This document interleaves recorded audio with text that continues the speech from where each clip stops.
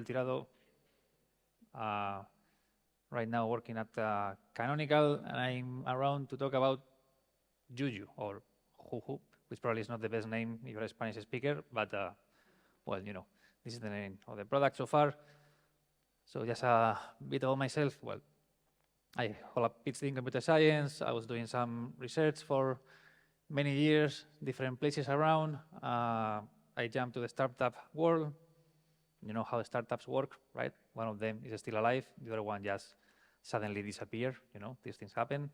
And right now I'm at Canonical. Well, I'm basically working on distributed systems and some specific things around, especially about recommendation systems and time series analysis. And I'm basically working on one main goal, which is, I summary this in a sentence, which says empower users to manage systems at a larger scale, not the other way around, right? Which is like normally what usually happens, right? And well, that's my, I maintain a humble, you know, web page where I upload content from time to time. So if you're interested, you can go there and take a look. So before explaining what Juju is or what is Canonical doing with this Juju thing, let me just go and revisit a little bit where are we doing right now with applications in 2020, whatever, right, during this decade. So if you were here in this room for the previous talk, I think that was really illustrative of how is this thing looking nowadays, right? So you can think, or at least this is more or less the kind of terminology we are using in Canonical and other companies around, about 3 days, right? So day 0, you are going to design an application, right? And by an application, I'm not really meaning your mobile phone application, which also applies this structure here. I'm talking about something like, you can imagine something distributed involving many kind of use cases, probably machinery, probably several clouds, probably hundreds of nodes, you know, something particularly complex. So at day 0, what we have is basically somebody who is normally going to be an architect, or an architect plus a product manager, plus a bunch of developers, right? They meet together in a room or remotely, whatever, find some requirements, define architecture, have a design, right? That day 0. Day 1, well, they go with this stuff. They go, they say, okay, it's time to install all this. Let's make, setup, configure all this thing. When that's done, we move to day 2, where basically we have maintenance, housekeeping, optimization, security patches, stopping down services, you know, restarting, scaling up, scaling down, you know, these kind of things. And finally, when the application has just reached the end of its life, it's time to terminate this thing, right? So delete, clean up, and let's go with the next thing. So all these last 3 steps are basically done by DevOps, right? So those are the guys working on maintaining the application up and running and making this whole thing to be work, right? So this is more or less a brief summary of how our applications not design, but running today, right? So if we talk about day 1, right? Because day 0 is something for architects, right? People with experience, you know, wearing suits, having like large payrolls, all these things. Nowadays, deploying applications is quite easy, right? I'm pretty sure that everybody here has at least used any of these technologies. This is just to mention a few, you know, Docker for containers. Maybe you have used LXDs, you have virtual machines, VMware, you have public cloud providers, AWS, Azure, Google Cloud, Kubernetes for Tanzu, which I know some people from VMware are here today, and OpenStack, if you are more on the, you know, orchestration or virtual machines, right? So I think right now it's quite easy to have a deployment quickly, easily, and with some quality, right? So nowadays this is pretty easy. But still, we have a problem, right? If you take a look at this plot here, it's basically the same stages I defined in the previous part, right? But here what we are going to say is like, we are going to put this dotted line there, defining the cost and the amount of people we need in every stage. So no surprise that running all these large applications require a lot of people, right? And it's really costly. So most of your budget in any kind of solution like this is going to be on executing, monitoring, and controlling your app, right? Migrations, service stops, configure changes. What about security? I mean, the previous talk was really interesting for this thing, right? What will happen if I have an attack or some sort of security issue? I have to stop things. I have to wake up people at night, make some phone calls. They have to come. They have to start sweating and doing things. So you think about it, it really, really, really deserves our time and effort to really put some good and nice tooling around this, right? What are we going to do in this step? So what does Juju has to do with all these things, right? So Juju is quite complex and large, right? And it's difficult to explain. So normally when I explain this, people start telling you the architecture, all the product, how it interacts with the different stages and all of this stuff. I'm going to do it like completely the other way around. I'm going to show you some sort of use case from day 0 to day 2, right? How would you make something that you can actually run in your laptop, right? But it's something you can scale up to a real Kubernetes cluster in the cloud, right? And I will try to show you if I'm successful in this task, you will feel some interest, and probably you will go home and try to use this solution maybe in your work, daily life, or who knows, right? So what is Juju about? So first, Juju, and this is something I learned when I started in the project, means magic in some African language. So in Spanish, me da Juju probably comes from there, this kind of black magic, voodoo kind of thing, But I think in English they don't have this kind of reference, cultural reference, so that's why it sounds weird for Spanish speakers. But Juju is around this.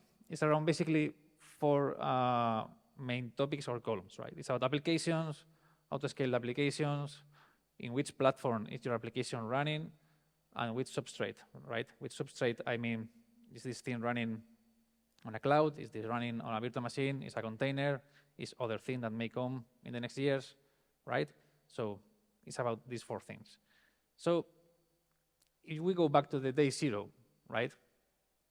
One of the main problems you have when you're designing this kind of large applications is that from the very beginning, people have to really, really consider the target platform, right?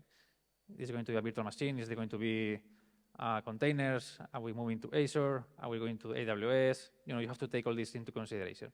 So something that Juju is really trying to do and is trying to provide, and I will show you how this thing works, is to allow people during the day 0 to focus on your apps, right? What do I mean by focusing on your apps? So if you look at this slide here, we have always like 3 apps, right? We have Prometheus, PostgreSQL, and Kafka. Imagine that for some reason, the architect has decided that we really need this thing, right? And this thing has to be up and running everywhere because, our business depends on this thing. So if you're doing this nowadays, you have to consider these 3 elements, that's for sure, plus where are they going to be deployed, right? And depending on that, you have to configure this thing. You have to decide if you're going to, hire one of the already existing services on AWS for Kafka or for Prometheus, for SQL. You have to make some sort of workaround, right? And then if you are moving all this stuff to different platforms, you will have to rethink again, how is this thing working? So for example, on the left, let's say you have decided that you have to move to AWS and you want to have a Kubernetes, right? Which is something like pretty common solution. So Juju can take care of that stuff for you. So Juju can really put your free applications on top of a Kubernetes cluster you are going to manage, and you can do that on top of AWS, right? You don't have to worry.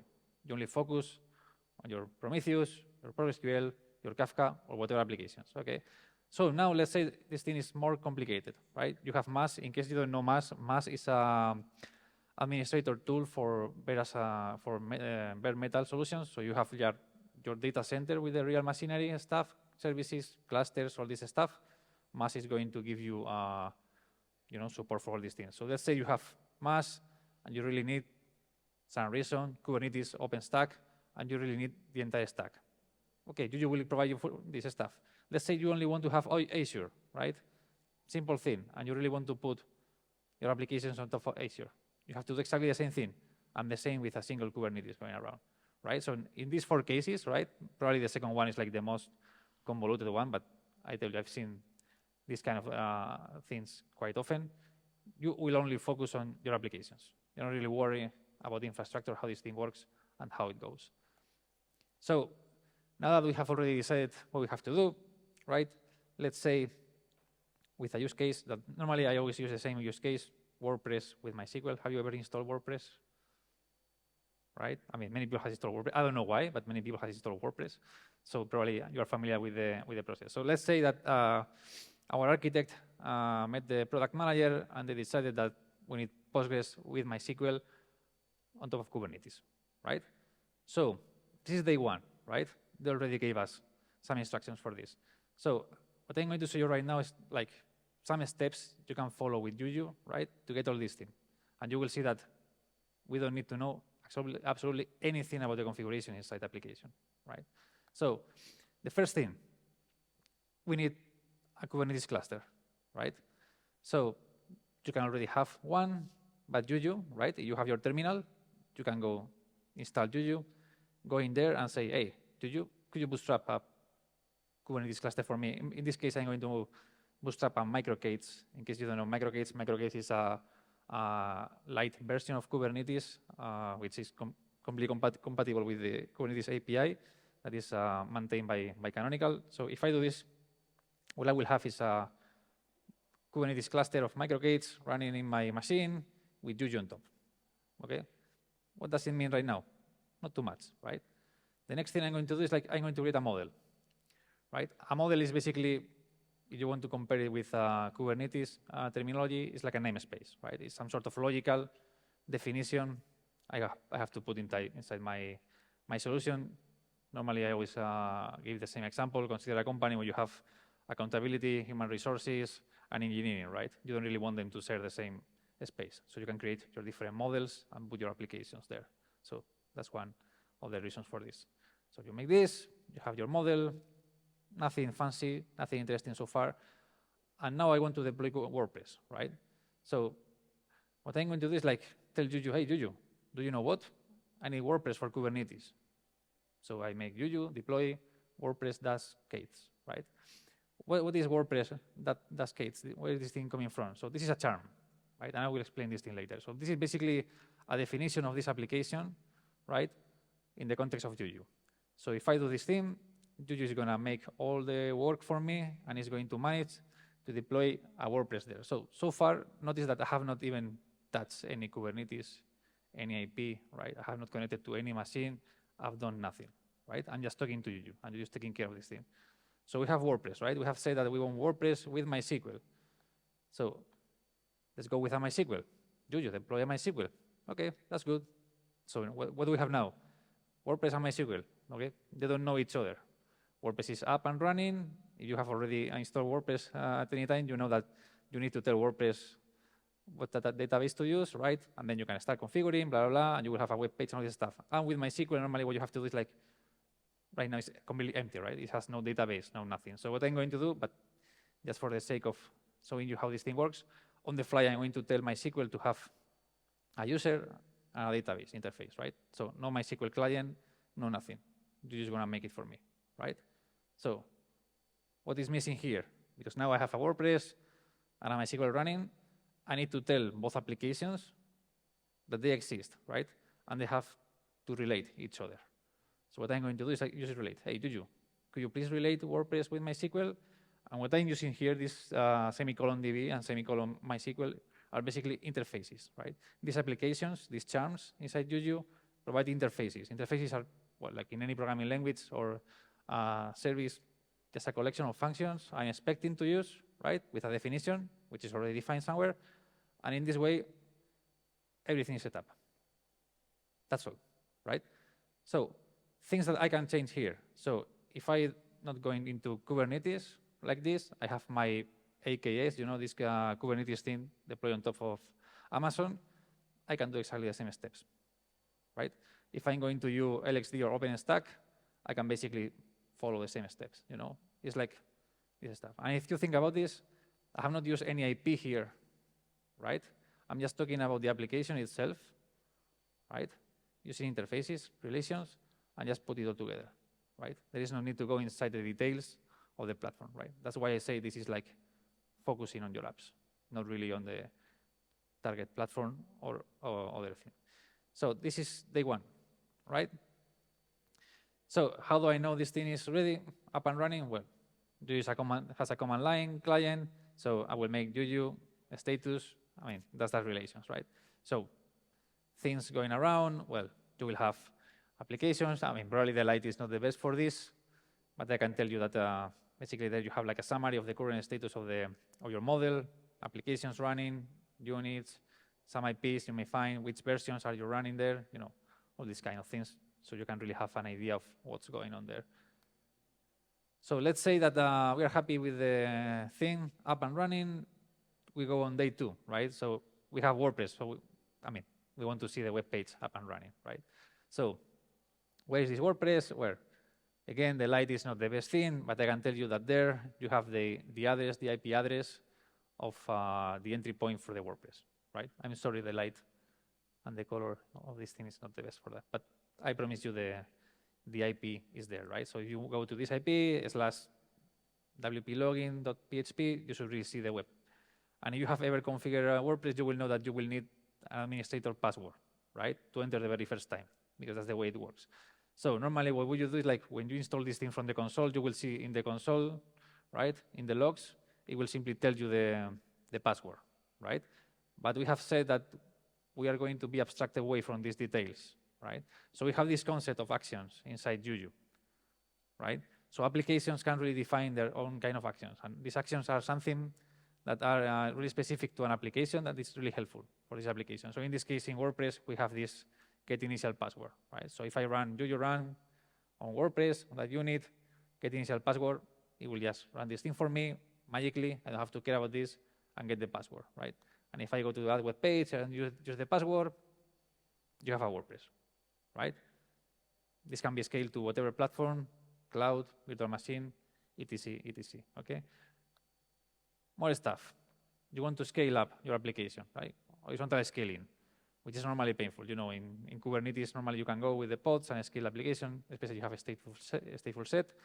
But if you have some experience with MySQL, you will know that things become a bit more complicated. There are some workarounds, some wrappers, some stuff. So in this case, this is pretty straightforward, right? If I make Juju scale application MySQL 3, I can tell you this is going to be a MySQL cluster with a load balancer in the front, everything done for you, with absolutely no effort. Our colleagues from the data Charmed team has done an excellent job around this thing. So if you do that, again, you cannot really see the IPs there, but I promise you that there in the bottom you have a 3 units MySQL cluster, right? So that's something you can do quite easily, right? You don't really need to jump into the details of the machinery, all this stuff. If you want to scale it down, go for it. Set 2 units. You will scale it down, right? If you want to scale it to 0, put 0, boom, will be 0. Do you want to remove it? Destroy. It's not there any longer, right? And you release all the storage. So there are many, many examples around this thing that can be explained. But this is just for you, right? And you can reproduce in your laptop. That was done in my laptop, so right. The idea here is that I have not touched any details, no IP. I have not gone into Kubernetes. I have not gone into AWS. I only have put some commands there for Juju. So that's how it works. So this is the example, right, of how the things work. So now let me just go a little bit on the details, because if I'm explaining the details of this thing, it may sound that something weird is going on, right? Or we have a Chinese guy running from place to place, just typing things on a keyboard. So I just call this thing Juju plus charms equals magic, right? So I will explain you a little bit what are charms and why this can be magic. So if I take a brief picture of what Juju is, basically Juju is a piece of code, right? Which is has a main component, which is the Juju controller, right? A piece of code service running somewhere, could be in this laptop, could be in a cloud, in another machine, in a data center, wherever, which is going to basically control a bunch of clouds, right? Right now, I think we are supporting something like 7 kinds of clouds, something like that. Kubernetes, AWS, MAS with Metal as a Service. You have Azure. You can have more stuff, right? Also Google Cloud. You can run machines with vSphere, etc., etc., right? So you can control this stuff. What else is supposed to do?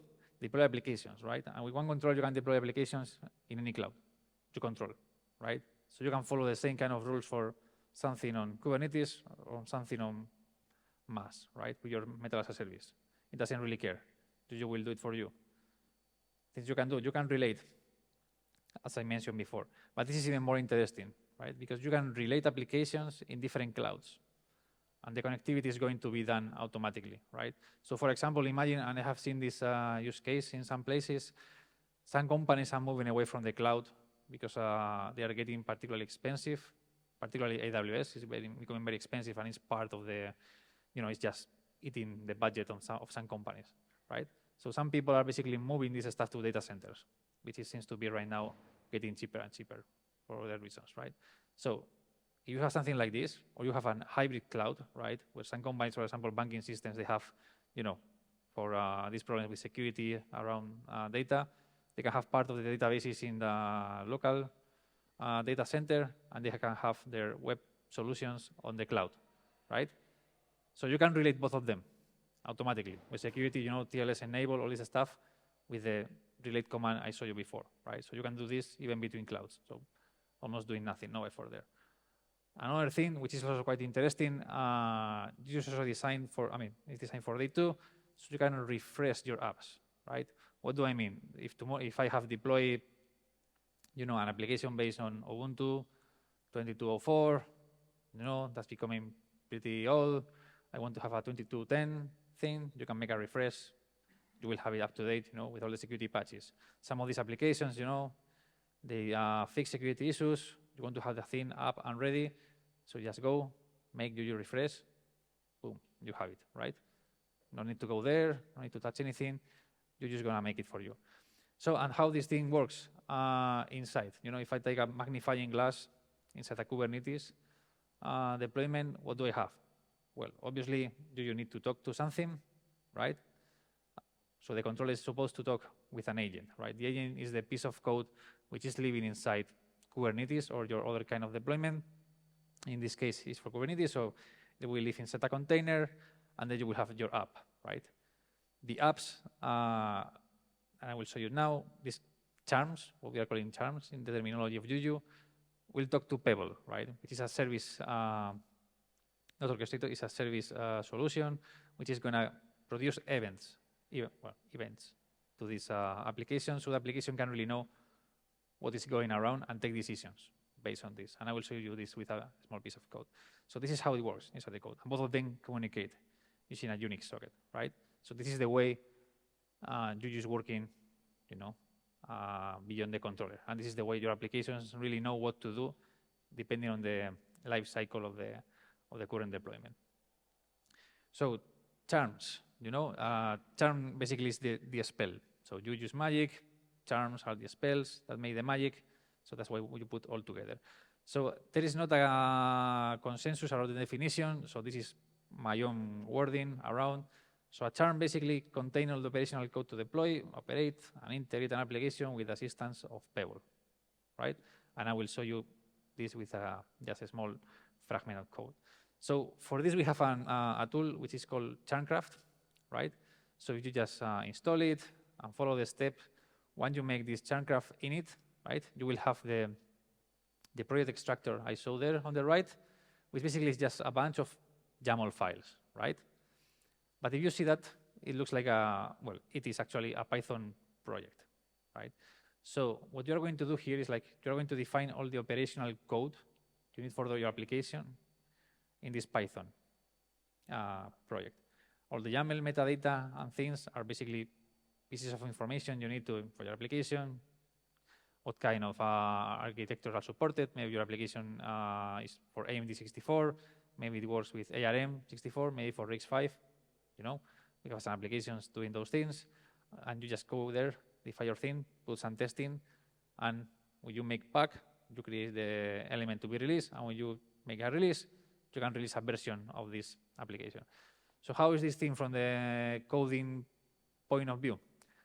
Well, basically, this is pure Python, right? What we call the Charmed Operator Framework. And this is just a solution based on events, right? So you get events from Juju, from the system, and you take decisions based on these events, right? So Juju is going to really orchestrate the application, how it moves in the life cycle, and your application is going to react to this. So if you see something like this, well, this is just a fragment, right? I think to show you this stuff, imagine that you are making your Charm, your application, and what you really want to do is to install the OpenSSH server, right? For some reason. So basically what you're going to do is you're going to define what to do on install, right? So when you deploy something, you take it, put it out there, you know, I'll provision the machine, put it there, it's up, it's ready, and suddenly, you know, commits a signal of, hey, you know, I'm ready to install things. I can put this code here, and I take my decision. Do I want to do something during the install? Yes. What do I want to do? Well, install the OpenSSH server, right? Obviously, this can be like as complex as you want. You know, there are many use cases, there are many events, and probably all that stuff is something that, you know, can be moved to a completely different talk and explain, right? Actually, in Canonical, we have people dedicated full-time to these things. You know, they take applications, they write the entire thing, so you can have some sort of professional thing designed by somebody who really knows how the application works, right? So we have these things for MySQL, for PostgreSQL. We have one for Kubeflow if you are into machine learning on Kubernetes, which is making a huge deployment of Kubeflow, quite easy, straightforward, you know. You don't need to worry about that, right? So that's around how to write charms. And the Jujuverse, so I like particularly this term. So Juju is something more than, you know, controllers and all this stuff. There is a bunch of things going around. So the very first one, and probably one of the most important ones, is the charmhub.io. You know, for Git, we have GitHub. For Charm, we have CharmHub. Pure marketing, man. So this is basically a live online repo where you can find all the charms that have been published so far, right? So the MySQL and the WordPress I showed to you, they are already here, right? So you can go there, they have their own web page, you can enter there, take a look at the documentation, the examples, you know, the definition of the actions, and how all the stuff that is built there, who is designing this thing, examples on how to run, you know, everything is there. They have categories, different components, you know. You can go there, take a look, and see if there is any kind of application you're really interested for this. And actually, you can really publish your own charms in this platform. It's for free right now, right? So community members can really publish around this, which is part of the power of this. Actually, Canonical is publishing their own kind of charms, you know, curated, designed by people who are really into specific areas like AI, machine learning, data, databases, security, you know. But, you know, you can already publish your own stuff. And this is already under curation because this has been used for a long time now. And, you know, they are just going there and just passing some sort of quality mechanisms, like being sure that people are providing documentation, being sure that people are providing real context, you know, avoid malicious charms, which so far I don't know if there is any of them, probably not, but could be, right? So this is probably one of the main pieces in the puzzle around Juju. So PyLeaf Juju. PyLeaf Juju is a Python library, and I already involved into this, which is designed to talk to a Juju controller from Python, right? Go, I mean, Juju is written in Go. Actually, not now, but for many years was the largest Go repo. Not now because we have Kubernetes and all this stuff, but for many years, I mean, Juju has been around since 2013, so it's been a while, right? And it's quite a big thing. So we have many people working with Python around the company, right? Especially using CI and testing in integration solutions. So they were always asking for something to test Juju, right? So this is the library for you.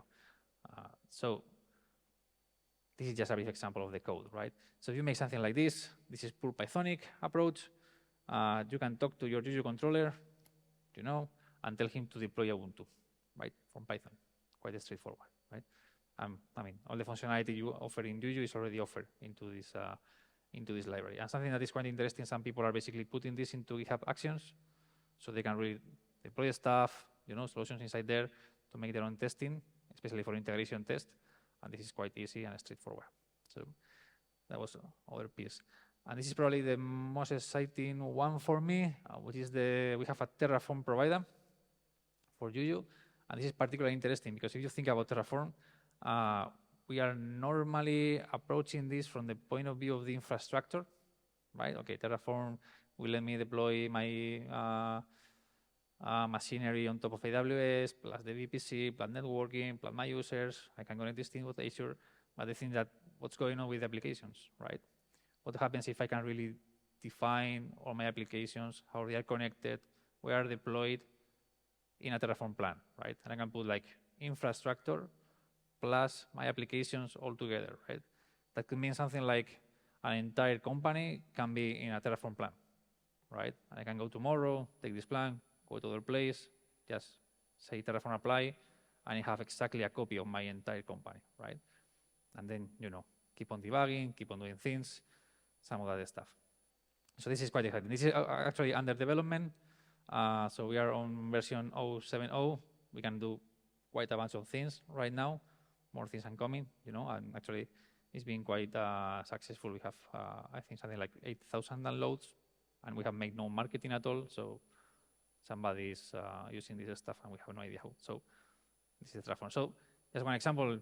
I mean, probably you have already used Terraform, and this is how this thing is supposed to work, right? In this way, you have a model, and in this way, you are deploying Grafana, right?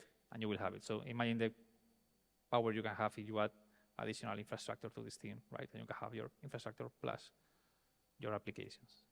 So where to start? And I almost finishing because I would like to give some time for additional questions and stuff. So and this is a problem you have with open source projects, that normally documentation is not particularly good. And this was happening here until something like 2 years ago, where we took this thing quite seriously. And this is a lot of documentation is curated. We have people already dedicated to this thing full time.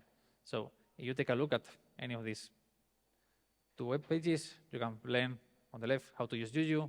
This is a fully dedicated web for this, right? What is Juju? How do you manage all these different stuff? Examples of how things are working. You can go for it and take a look. The other one is to write charms. This is a bit less expanded. I mean, it's not so detailed so far, but it's still ongoing. If you really want to learn how to write charms, how to publish them, different projects you can do with this is the place to go. We are also Mattermost. So are you curious about this thing? Just go there. We try to answer questions as quick as possible. Do you have a bug? Can you find something? Just go for there. And we are also on Discord.